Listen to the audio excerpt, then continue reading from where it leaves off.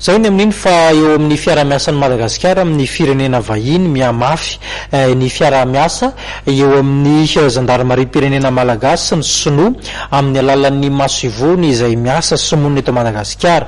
Endrika maro samihafa no isehony ity fiara-miasa misy eo amin'ny rotonta ity araka izao tatim-baovao izao. Tsy mitsahatra manamafy ny fiara-miasa amin'ireo firenena vahiny ny Zandary pirenena. Tauriny nandraisany Général Randria Manarina Jean-Christophe, sekretera-panjakana meditany Zandary pirenena, ireo vahiny frantsay dia nandray andramatoa Yang Xiaorong masivoan'ny Chine miasa sy monina eto Madagasikara indray tao amin'ny professeur tao Betongolo ny 7 aogositra tamin'ny folora maraina amin'ny tenany. Naritra ity fionanty no ny faneken'ny rotonta fa anamafy sy anatsaratrany ny fiara-miasa efa misy hatramin'izay.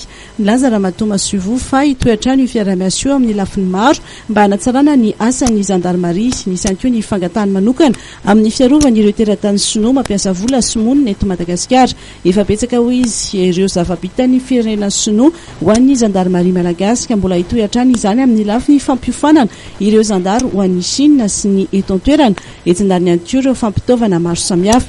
Milaza kosa ny Général Randria Manarina Jean-Christophe, sekretera-panjakana meditany Zandary pirenena, nandritra ity fionany voalohany tamin'ny masovoan'ny Chine ity hatramin'ny nanendrena azy fa vonina hatrany ny Zandary amin'ny fiara-miasa amin'ny firenena sinoa indrindra eo amin'ny lafiny fametrahana ny fandriampahalemana eto Madagasikara. Isy hatrany izy ny fandefasany ireo Zandary iofana ny Chine sy ny ametrahany ireo paikady iarovany ireo teratany vahiny miasa sy monina eto Madagasikara mba ho fampandrosoana ny firenena. Naneo ny fahavononana ihany koa moa ny firenena sinoa iara-iasa amin'ny Zandary pirenena amin'ny fametrahana fandriampahalemana eto Madagasikara mandritra io fifidianana ifanesy izay isy eto amin'ny firenena.